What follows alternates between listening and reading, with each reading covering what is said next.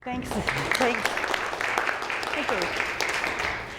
Amanda, and it is a great pleasure to be here. I do have a long background in sport, and almost from the very beginning, the whole role of girls and women in sport from like 1980, that puts me back a long time, it's always been a challenge.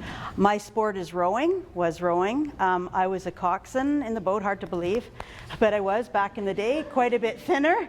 But what I continue to be quite good at, or reasonably good at, my family would argue, is getting people from being in single sculls to rowing in an 8 and rowing together as a team. So sort of that team building, it's that team building piece. I was just saying to Janine Hansen, another rower, I'm an armchair everything. I see systems and I go, something's not quite right here. What can we do about it? It's not necessarily that I think I'm going to be doing it all. Middle child syndrome. You know, what can everybody else do to contribute to this next part of where we need to go? So I'm very lucky. I'm fortunate. I'm on the Sport Canada federal government gender equity work group, where I'm very fortunate because we're surrounded by really smart researchers, people who are really pushing hard to level the playing field for girls and women in sport. My big observation there, it's absolutely fantastic, but more attention needs to be paid to community. What is actually happening in the community? How do we take this research, there's lots of it out there, and action it to something tangible to make a difference on the ground and in programs? So that's kind of where my brain is at. So in this session, I'm going to talk a little bit, but you guys are going to talk more within your group. So I'm sure many of you have seen lots and lots of research out there, but you know, how do we take that research and put it into action? And it can't be me saying this is what you should do. It's all about your context, what your role is, and how you can move it forward. So that's kind of where we're going to go with it in this session. Let's talk about the dream gap. What's that? It's the gap that comes between girls and their full potential. You see, starting at age 5, girls start believing they can be presidents, scientists, astronauts, big thinkers, engineers, CEOs, and the list goes on. Why? Because what else are we going to believe? When we are 3 times less likely to be given a science-related toy. That's sad. And when our parents are twice as likely to Google, is my son gifted? Then is my daughter gifted? That's not cool. We need to see brilliant women being brilliant and see how they got to where they are. To imagine ourselves doing what they do. But we can't do it alone. Moms, dads, brothers, and bosses. We need all of you to help. We need to close the dream gap. It's up to all of us.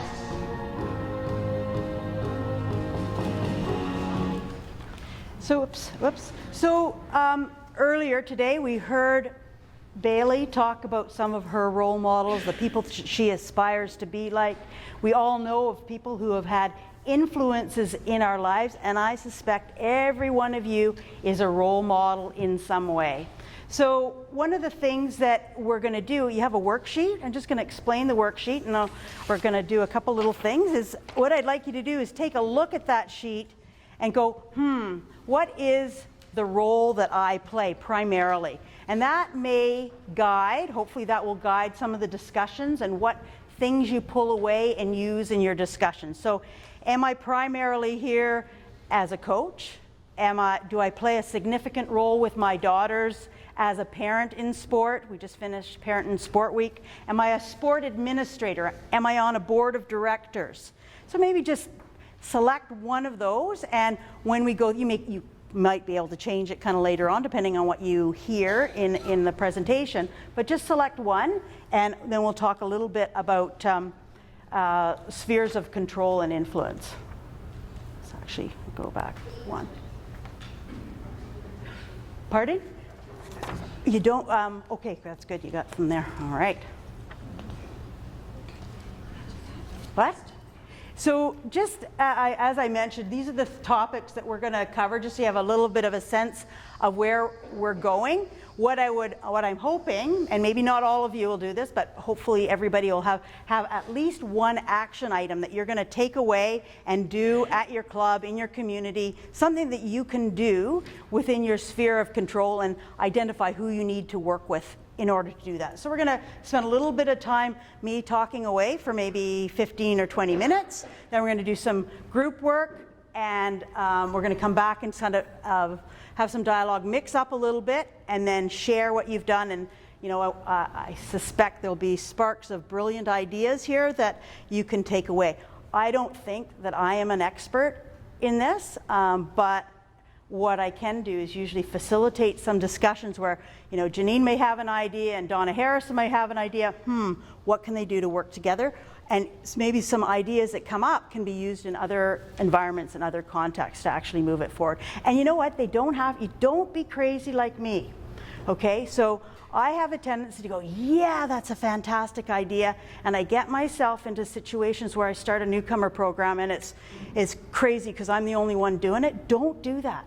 Do small things, okay? Small things that you can manage and your head doesn't pop off, right? Okay, so here we go. All right, so one of the things that in terms of change, often we do what I do and we jump to that impact and we really want to get things going quickly instead of doing things strategically. So when we're talking about change, you know, understand in the role that you play, what is it that you have control over? Okay, you have control over your time, you have control perhaps over your money, you may have control over what you do on the playing field, you may have control over certain things you have control of.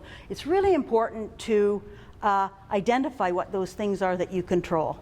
Okay, so that's you yourself, or perhaps with a like-minded group, could be a board of directors where you have control over certain things. We have a tendency to jump to that sphere of indirect influence where, you know, you're trying to make change but you're the only one trying to do it, right? So where we need to work is in that sphere of control and that sphere of direct influence. Who is it that wants something similar, maybe, that you can recruit to be your army of champions? Okay, so it's not just you, because we know what happens is in these roles we have in sport, it becomes overwhelming how much there is to do. So, you know, who can help? You know, so who do I need to recruit, discuss, get my team of people around me? So this is where we're going to work a little bit today. Okay, so I just talked about the sphere of control and direct influence, that building that army of champions depending on what it is that you want to do. So right now, what I'm going to do in this gender equity work group that I'm on, they've divided up sort of the areas of discussion into, well, three areas: participation, leadership, innovation, actually four, and gender-based violence. And that's really that maltreatment.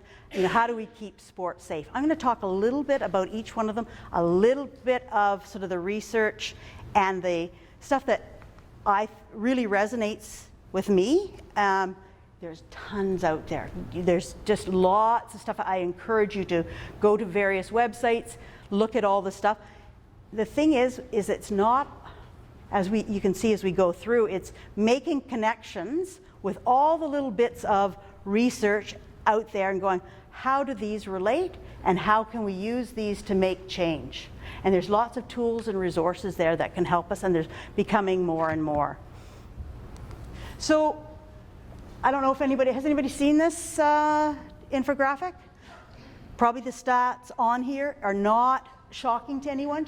It's really identifies the gaps between boys and girls, okay? So only 8% of girls met the recommendations of the physical activity guidelines compared to 14% of boys.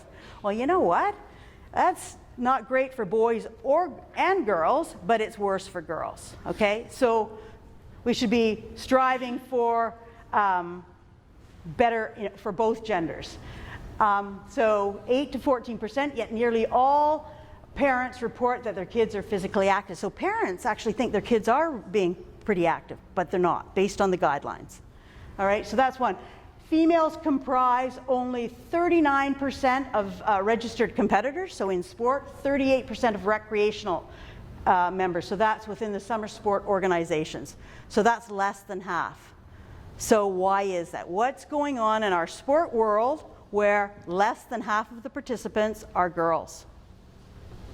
Okay, only, so this is where it really gets scary. Girls aged 12 to 17, only 2% are getting enough physical activity. 2%. That's shocking. And so later on, I'll talk about what happens at the age of 9 and 10, because something happens there that we need to be aware of in our programming. Okay? Only 1 in 10 of high school girls enroll in optional physical education, so they're choosing not to be active at school. So why is that? What's going on there where we see this big gap? Okay, so only 19% of Canadian women participate in sport compared to 35% of men. So what's going on there? And we talk about the very traditional roles of women, what is taking place where girls and women are not participating. So these are important ones. I mean, it's not the only stats that matter, but these ones are ones that there's a nice infographic and there's lots of research behind it, but ones that we need to pay attention to. So why is that? And some of the things I'm going to talk about, and some of the things just that have come up in the research that I've read in things. So the decrease of the quality experience. So in our very first meeting in the gender equity work group, everyone was talking about why. And John Herdman, soccer coach, coached the women's team. He's out west, he's on the phone, he goes, well, what I see in I can't imitate his accent, what I see in my club is the girls, they always get the worst facility, the worst time for practice, the least qualified coaches. So in their early days, they don't fall in love with the game because they're not developing the skills, right? And then he said, and there aren't any moms out there coaching. So it starts really early. So is this something that we can do something about? So that's that quality experience, lack of role models. Bailey talked about that, like who are the role models that they're seeing? Are women seeing more? And I saw a great clip of this really confident female official in football making the call. It was on national TV. There's a great role model. You know, you see this, and she's so confident in speaking, right? And so how many of those women are in those roles where girls can see, hey, I can do that? It's really important, and there's some stats on that.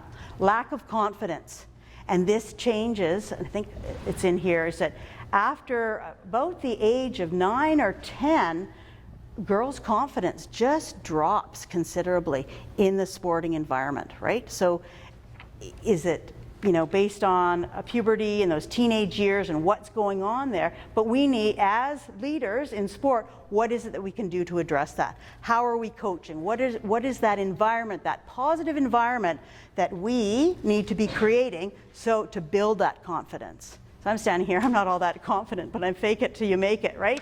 But so this is something that, how can we do that in our sport world, and offering those safe environments for girls to build up their confidence.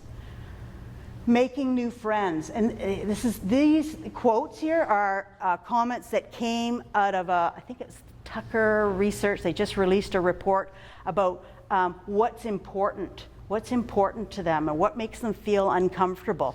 So making new friends in a sport environment is really, really important to girls. How do you create that sense of belonging, which is all about sport, but this is really important to girls. This one, the way I dress, and this is some what am I wearing on, what am I required to wear, what is it that I'm comfortable in wearing when I participate. So lots of girls are not comfortable wearing the skin-tight outfits, or the white shorts, or they're self-conscious about their breasts, or whatever it is. But you know, some of these uniforms, beach volleyball, for example, are teenage girls really comfortable wearing those bikini style things? And why do they have to wear that? That's ridiculous. You know, if they're not comfortable wearing them, and girls often will opt out because they have to wear those. Speed skating is an example where they actually, when they did racing on skates, their competition review, one of the things that was an issue for boys were those skin tight, and I think it's for in rowing too, those skin tight Lycra outfits. Young men are not very comfortable, but they listen to that. So why are we not listening to the young women about what they're comfortable in wearing? So in your role, can you control, influence some of those regulations? So speaking in a group, you know, as part of a team, is it a positive, safe environment for me to speak up with my teammates? You know, and who's helping facilitate those conversations? So these are some of the things that came out in 2 or 3 different research papers of what girls want and why they potentially drop out. So as we're going through, I did this really handy dandy little note paper that probably you guys don't really use, but just to keep notes of little thoughts that come into your mind of, is there something that I can do about this?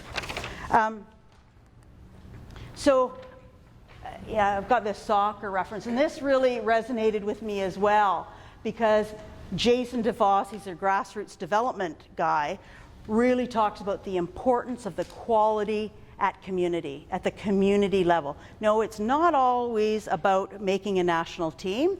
Michelle Obama's comment about participating in a team sport. You know, so it's about building all of those other characteristics that relate to life, that transfer to life, goal setting, teamwork, all of those things that whether you make a national team or not, you know, at the high performance level, those really good experiences to stay in sport for all kinds of reasons we need to make sure are happening in a way the same for boys and girls, men and women, all levels. Anybody know who he is? Okay, so this is Dean Creelars. He worked with a group with Sport for Life, and they did a big research paper on the gender gap. And it's available. We can get it to you if you want it, but just some really interesting things that came out of it. University of Manitoba. Can you hear that? College of Rehabilitation Sciences in the Department of Physical Therapy, but I also work with Sport for Life.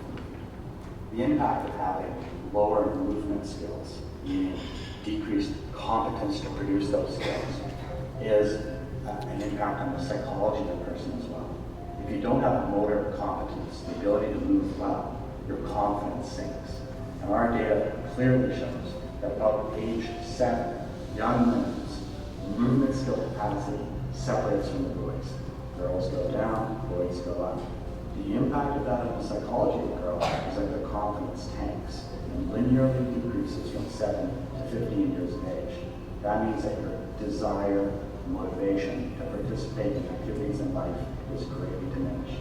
So by fixing the amount of movement skills, by allowing women to participate in repetition-based learning in recreation sector, sports sector, and allowing them to happen, we can improve confidence, self-esteem, self-efficacy, and ultimately participate and engage in society.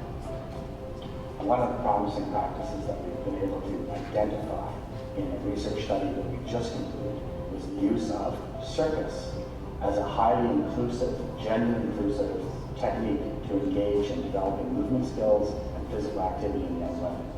In Montreal, we studied 3 schools that had circus programs in their phys ed classes, and then 3 schools that didn't. When we looked at the schools that had the quality physical experience using circus, young women were actively engaged more in class, had much greater movement skills than their control schools. They felt better about themselves, they felt they wanted to engage in society, had higher self-esteem and confidence. And the odd thing was that by having the amount of quality movement experiences they had, with equal participation with the boys, We found benefits in both reading and writing skills as well as mathematical skills. So there was a carryover backwards from quality movement and delivery to the ability and desire to read and write and desire to perform in math. So it's a really interesting study, and lots of work is being done around that. So Dean Creeler has been instrumental in bringing some of these gender gaps for life. Yes? Circus, yeah. And there's a fellow in Winnipeg at one of the schools who's really I don't remember his name. Is that? Yeah. Lots of work being done there. So this one, you know, is if you're a coach, if you're a parent, go, what does that mean for programs that are available to my child that I'm going to take them to so that they have those quality opportunities for this physical literacy? All right, that's pretty important. All right, so this one, okay, so childhood is the ideal time for developing the habit of regular physical activity. Not just physical activity, but physical literacy. Okay, that's when the nervous system is developing, and in those early stages, run, jump, throw, in those, there's Donna going, yeah, wheel, in those 4 environments, that multi-sport opportunity, so those girls are confident and can participate in any sport that they want because they're physically literate. So when we talk about physical literacy, probably, how many people kind of know what that is? Oh, super impressed. That's great. So those 4 environments, making sure that there's not early specialization, so the girls, well, anyone has that wide range of skills, so that they're able to have that confidence when they go into schools, and they can participate with their peers, and they're confident in those kinds of things. But this is the part that's really interesting, and age 10 is the key.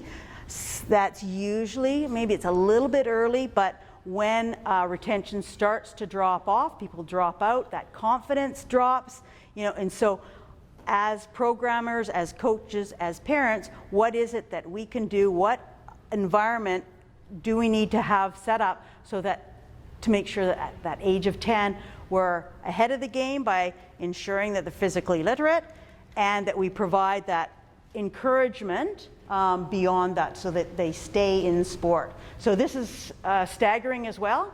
Okay, if she doesn't participate by the age of 10, there's only a 10% chance she'll be physically active by the age of 25. And then this whole idea about mom's participation. What is the mother doing? Is she involved or not? Is she a role model? You know, what kinds of things can the mother do in the family to make sure that she is demonstrating that she's active, she values it? It's really important. And, you know, for me, I go, yes, physical activity. I also have I'll admit, a big slant on sport, because I think that really creates a great environment for girls and young women to thrive if it's the right environment.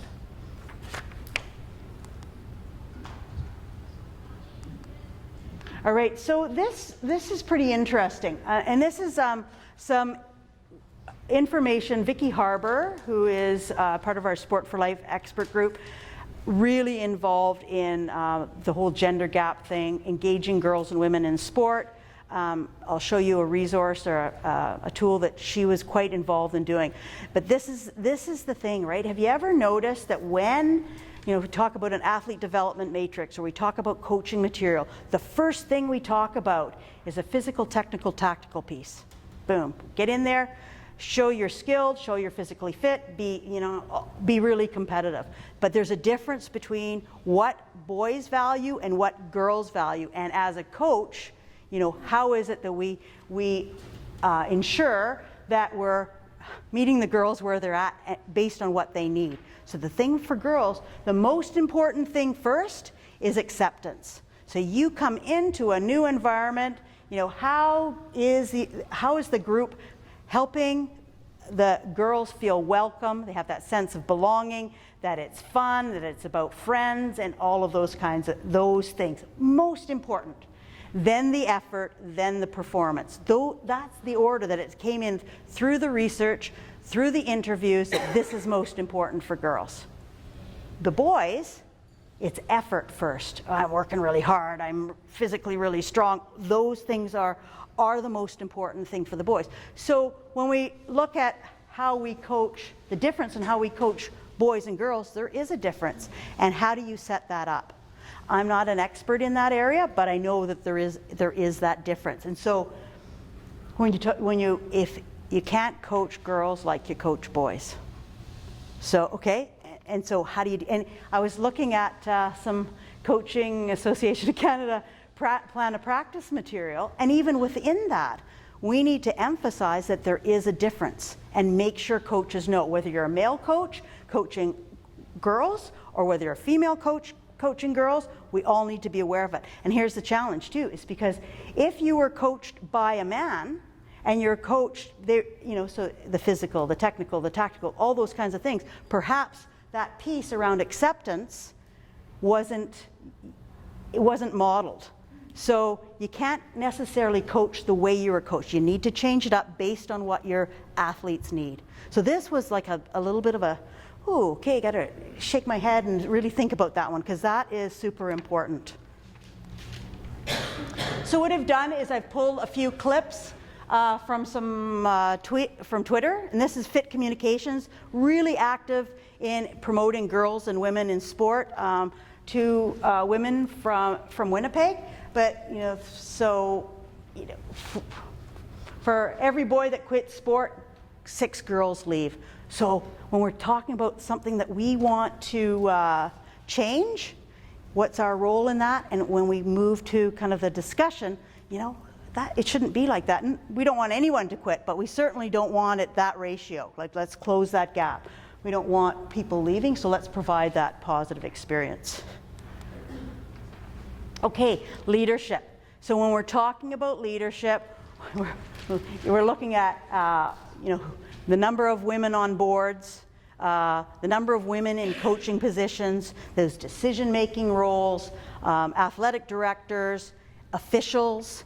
It's the role modeling piece, but there's also that diversity in bringing forward a different worldview than if it was everybody is the same.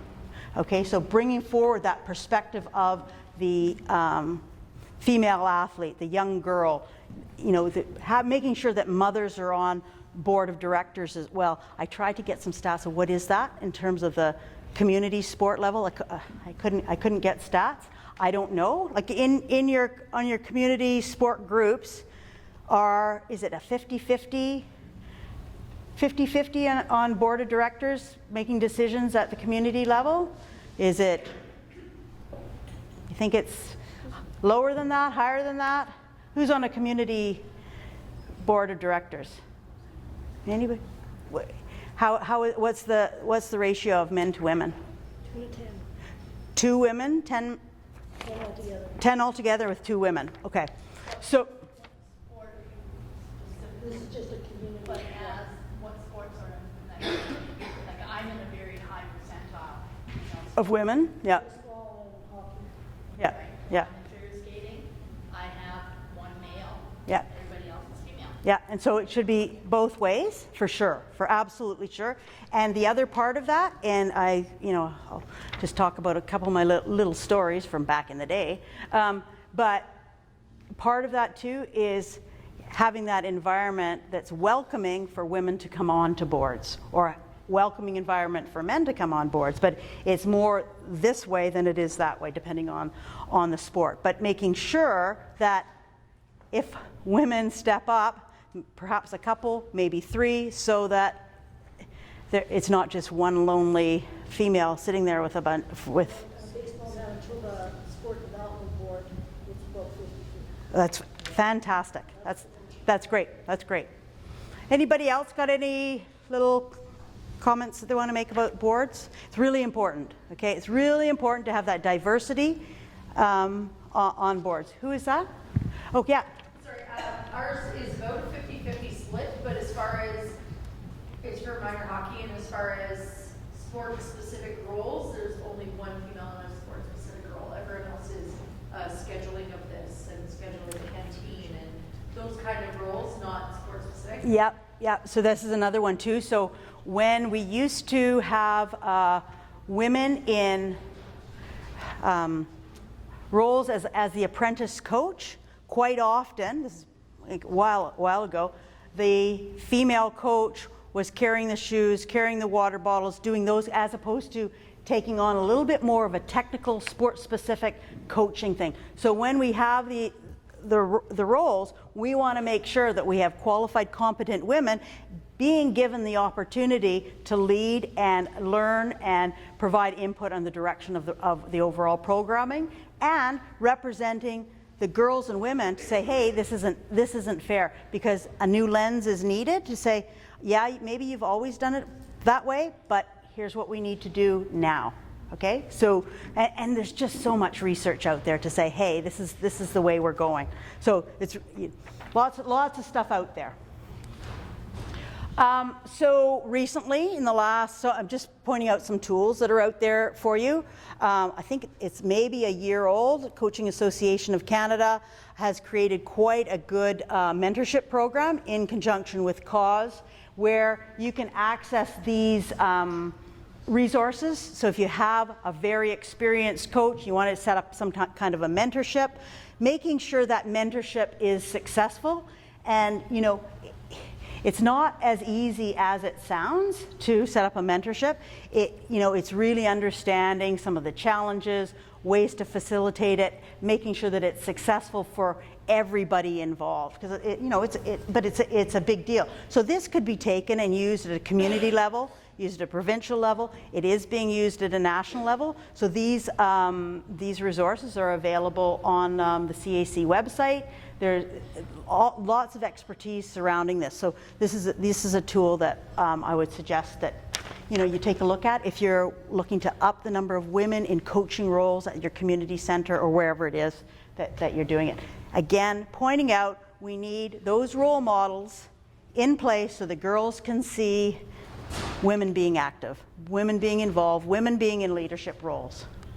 So this is new. This is brand new. How many people have taken Keeping Girls in Sport e-learning module? So isn't it the most fantastic e-learning thing that you've ever done?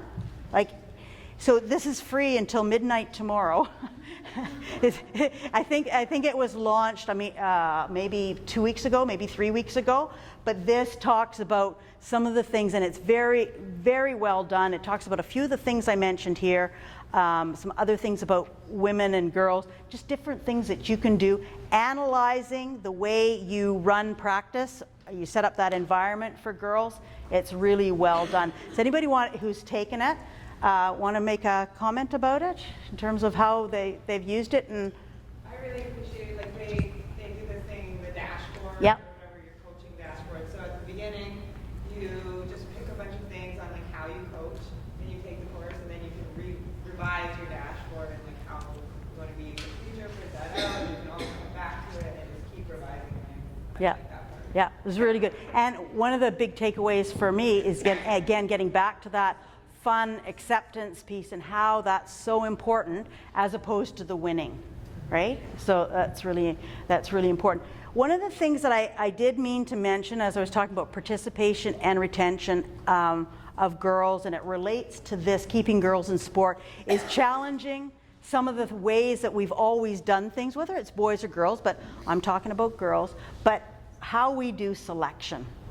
And what does that do for confidence in our girls who are 9, 10, 11, 12, those high school years, the middle years, and how that is done. I don't have the solution to it, but I do know that lots of girls who try out for the school soccer team, they don't make the team, and the names are on the thing, and their confidence is immediately shot down. Their peer groups, who they've been hanging out with, that some of them make it, some of them don't, it's done, and then we wonder why they don't come back to sport. So that is one area that there's a woman in Saskatchewan who's done quite a bit of research on that. There are other ways to do that. I think that's one of the things we need to challenge, because whether it's basketball or soccer, that team sport experience at school, that may be the only place girls can have that opportunity. And even though we know all this research, we're still not changing it. So I just sort of go, I don't quite understand why we're not, and don't tell us we don't have enough coaches and we don't have enough facilities. Okay, we're smart people. Let's be a little bit more creative about that and figure it out, because we can. There's other ways to do it. I have ideas about it, but I'm not going to go into the details. But I just think we turn and we walk away and we accept it, and it's impacting boys and girls, but probably girls more, primarily because of the peer group thing and the acceptance, those kinds of things. All right? And then it was just Parents in Sport Week, and so this importance of the role modeling of the mother and the impact it has, right? So children's participation jumps from 29 to 71% based on the mom's participation. So that is from some research that Cause has found, and again, that website is unbelievably good. You can find all kinds of stuff. So this is a really important reason for moms to be involved, right? To be engaged in sport somehow. So it's a role of the parent. Okay, so injury prevention. And this is in that online module as well. Just very briefly, we have the mechanical injuries. So there's a great workshop that FIFA and Sport for Life put together, the movement prep, and young women are more susceptible to ACL injuries. This movement prep workshop is really good. So the mechanical injuries really are, sort of just the injuries on the field, the injuries from practice, and are those preventable, and are there things that we should have as a requirement for coaching in general, but specifically what are those ones that are where girls and women are more susceptible. So making sure we're addressing those energetic injuries. So this is about eating disorders, weight class, those kinds of, and knowing kind of what's going on in that world. And so the rates of bulimia particularly, and anorexia, those weight loss things, and when we should be paying attention to it all the time, but in particularly around when athletes are becoming more competitive and their self-esteem, what's happening with the eating, all right? And then the psychosocial injuries, and we've talked about that, right? This is the one, that safe environment for girls where they're psychologically safe, free from abuse, those kinds of things. There's free from bullying. What is that environment that we as coaches are setting up to make sure that this psychosocial piece is in place where girls will stay? Okay, so they're not leaving or parents aren't signing them up. Maybe parents don't sign them up because there's a coach who may not be communicating in an appropriate way, whether it's boys or girls, but so making sure that we're paying attention to that as well. So how many people know about the responsible coaching movement? Excellent. So this is something it stems from a lot of the research around sexual abuse, inappropriate behaviors around coaches, some accusations, sort of that lack of a safe environment. What are we doing in sport to make sure that the environment is safe? So if a parent comes to you and says, hey, what are you doing to make sure my child is safe? You can say, hey, well, here are the things that we're doing. And it's geared parents, sport organizations, and coaches.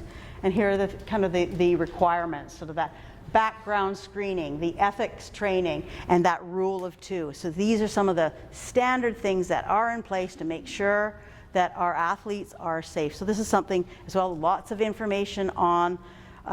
If you just Google responsible coaching movement, you can find out all about it and step in and make sure your programs are covered and using something like this. It's becoming a standard practice. I think there's something like, well over 200 organizations that have signed on to say, hey, we're part of we're committed to the responsible coaching movement. And as most of you have known in the media in the last while, so much is coming out. The gymnastics stuff in the States, the alpine skiing stuff in Canada. It's a huge priority around that gender-based violence, making sure that it's safe sport. but then also recognizing it's not just about the sexual abuse part and inappropriate behaviors that way. It's that safe environment. Gretchen Kerr has done lots of research around maltreatment of athletes, that power imbalance of how athletes are treated and bullied and coach to athlete relationship, and making sure that if that is happening in your world or you see that happening in your club, that somehow it's addressed, because it's another reason why athletes drop out. It's creating that good, that positive experience for athletes. Okay. All right. So here's the fun part where you can stop listening to me and you get a chance to talk in your group. And this is the part that's unpredictable, and those of us who are in rowing like predictability. And this is where I have to call on my friends from Sport Manitoba to potentially help me with this group management thing. So what I would like you to do, so you've identified a role that, you know, so, and we've talked about certain gaps. You've probably something in your brain is going, I really want to address that. But just before we do, the idea as it goes forward is to actually talk to somebody who may be in a role of direct influence, someone you may need to work with. Here's an example. So say I decide that I want to address the participation, retention issues that, say, in my soccer program for the girls, 7 and 8 years old. They're not very many, and many of them are dropping out. What I see as a coach is that the practice times aren't very good, and as a coach, I don't have very much experience. My technical expertise is not very good. Let's just say, and it's not. So I go, I want to change that, and here are some ideas that I have to put in place, but I need to talk to, in order for me to do this, I can't just change everything. I need to talk to the sport administrator or the board of directors, or I need to talk to somebody else to help make that change. So the idea is not for Janine to say, here's what I need to change. So I would really like to change this. Who do I need to work with? What often happens in my years of experience, when I go to a meeting, we have all the coaches in a room and they say, well, they need to change. But that opportunity for dialogue with the they never really happens, so nothing changes. So lesson that I've learned is that you need a bit of an intersection to say, well, if I want to change this, I need 2 or 3 other people that are decision makers as well that can help me do that. So the intent here is to have you talk to somebody and say, what do you think of that idea? And hopefully you'll have a little bit of a spark of a flash of brilliance and a spark that you can create something so you can walk out with some kind of a tangible thing. This is what I'm going to do, and I learned from someone else that here's another thing that I could add to it. So everybody somewhat clear in this murky world of change? Yeah? How many coaches do we have in the room? See, okay. Kyla, you're not going to be a coach for this one. All right, so, okay, those people who are not Sport Manitoba folks, you guys play the role that you absolutely are in, and I'm going to get the Sport Manitoba people to eventually, we're going to take about 10 or 15 minutes to kind of talk, and then we'll get the Sport Manitoba folks to play a role for that sphere of indirect or direct influence, okay? So pick your role. It can be a coach, it can be a parent, something that you want to change, and then we're going to walk around the room, and you can do it in groups of 2 or 3, like here, and then we'll get some other people to join your group. All right? All right, away we go. Can I get your attention? So so that was really good. I went around to some of the tables to kind of hear what was being discussed. And what I really liked is how groups sort of said, okay, what is this? How can we make it useful to us and what we're interested in? So there are a few groups that I didn't hear everybody's conversation, but I think lunch is going to be served, but I would like a couple of groups to kind of report on what they talked about.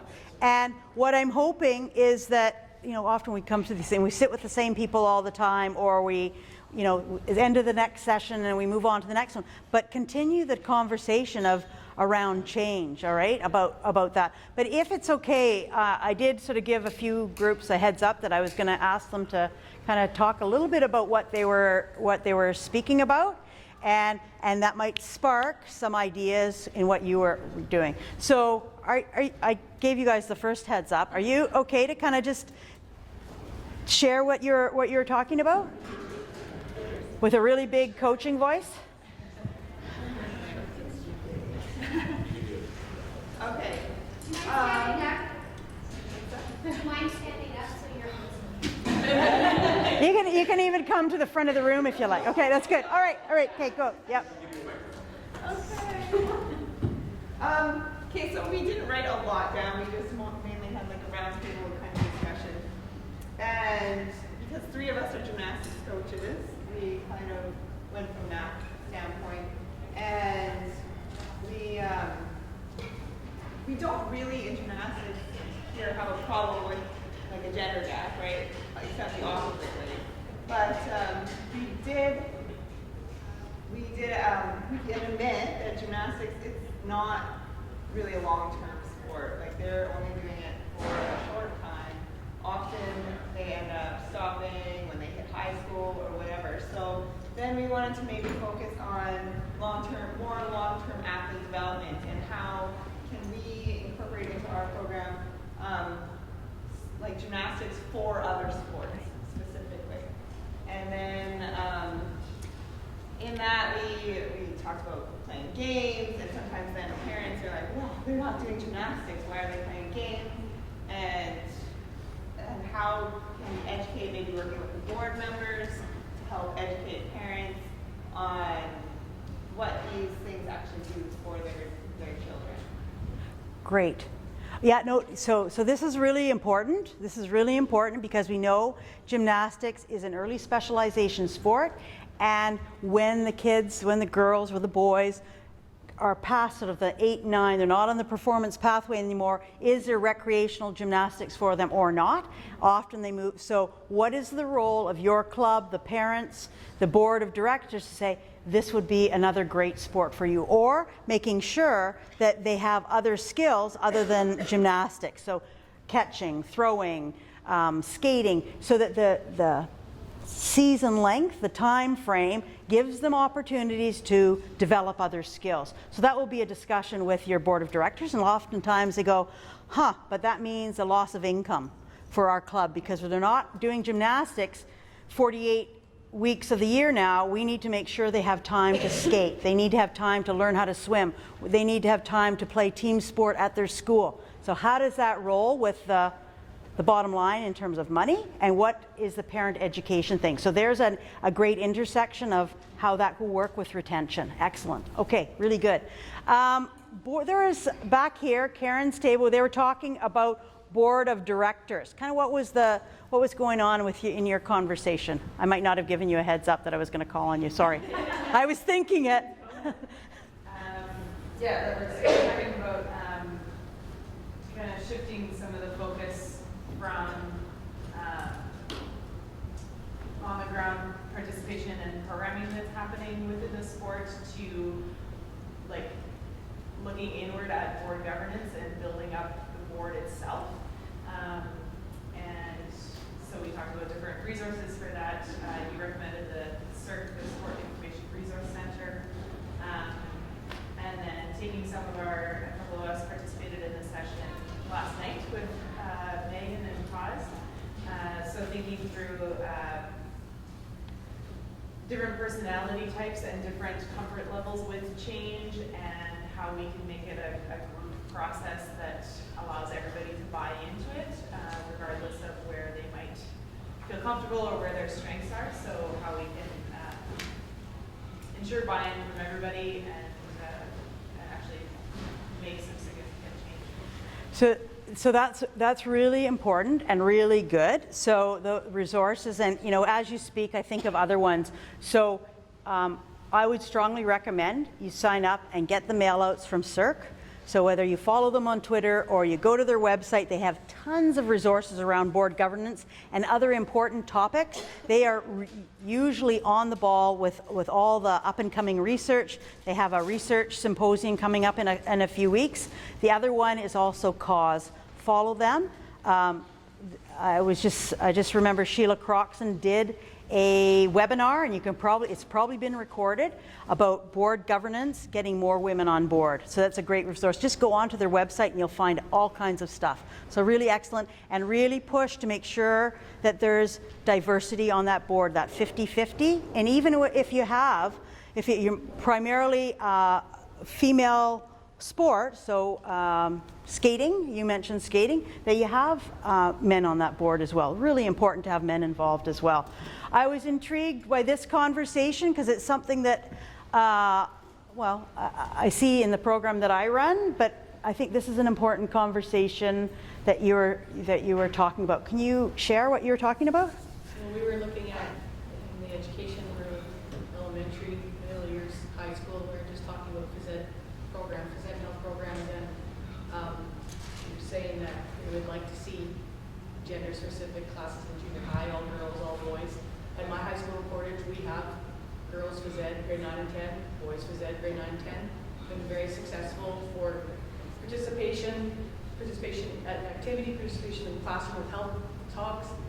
With all the things today, we were approached by our counselors with allowing co-ed classes as well, because there are a lot of boys and girls that would like to be with the other gender in phys ed, and there's a lot of girls who are, I don't like being with all girls, I want to play with the boys. Rayleigh mentioned being tomboy, and there's a lot of girls that like to, if I remember being in high school, I was, the girls are going to go do aerobics in this hallway today, and the boys are going to play floor hockey, and little Joanne would be like, no, Joanne's playing floor hockey too, the girls can go do aerobics because that's not right. I remember being in grade 8, and the girls did, the curtain came across, the girls got a videotape to do aerobics, and the boys got to go to wrestling. And then I said, I want to wrestle, and my phys ed teacher said, then you have to bring another girl, because you're not going to wrestle the boys. So things like that, you think of that. So we, as a phys ed department, fought to keep our all girls and boys classes too, and have the co-ed option. And it's a month in, and the co-ed option is failing miserably. Yeah. The girls are not enjoying it, the boys are not enjoying it, the teachers are not enjoying it, the health classes are not very productive, nobody will say anything, you talk about acceptance, you talk about safety, that's all gone out the window. So we're just talking about, it's important for girls and boys to participate with the other gender, for sure, but that's acceptance that you mentioned, and the effort and all that. The acceptance is so big for girls to be in an environment where they feel safe and they're allowed to put it all out there and give their best effort without being judged by anybody else. So this is again an important one. So two things that I've noticed. So Tuxedo Community Center, I went there, I took these newcomers to join a soccer program. What I noticed was there were no women coaching, and there were 5 and 6 year olds, right? And it was co-ed. It was the girls and the boys playing together, which is normal, right? But immediately, what I did notice is the girls weren't really trying. They weren't really participating. They weren't really into it, and maybe they weren't into it because they didn't have the skills, or they wanted to play with their friends. That's the acceptance part. But making sure that in those environments, the girls are having as many opportunities for ball touches, for trying, for doing, as the boys do.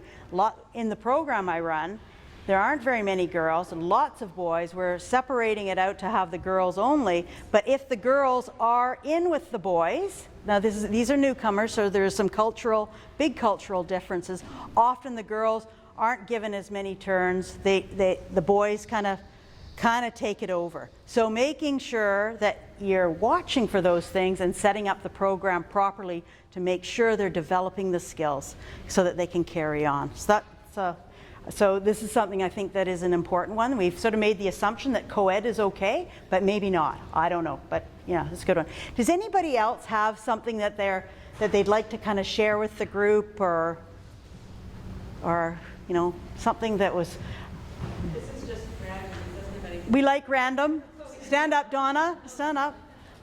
So just in terms of role modeling, there's lots of examples in sport of great role models, but we have 2 girls, they're 7 and 5. And we got them a book last year for Christmas called 100 Bedtime Stories for Rebel Girls. Has anyone heard of it?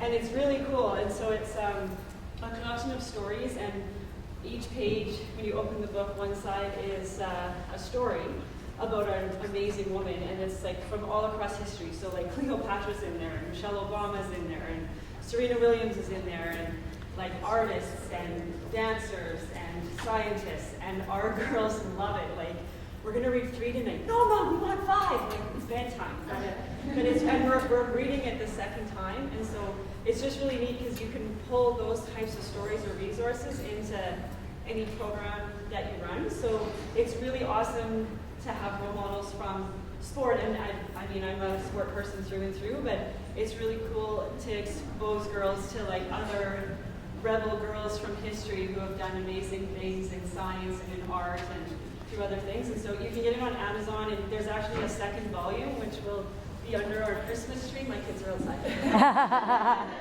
and then there's another book that we found that's called Strong is the New Pretty, and it's a collection of photo essays, and it's done by a mom who's a photographer, and it's separated into sections called like Strong is Pretty and Kind is Pretty, and I can't remember, Confident is Pretty. And so there's like this little section at the beginning, but then it's just pictures with quotes, and the pictures are pictures of girls just being themselves, and there's girls with disabilities, and there's girls who are, you know, playing football, and girls who are doing ballet, and girls who are running through the sprinkler and being loud and being crazy. And so it's really cool because, again, you can use those resources with, you know, your own kids or with your teammates, or just they're kind of neat resources that we found that have had a positive influence on our kids. And they like the Strong is the New Pretty is cool because it's just pictures, right? Yeah. It's just pictures with the quote, and the girls range in age from 3 to 19, and it's just really a cool resource. That's excellent. So you write that down if you have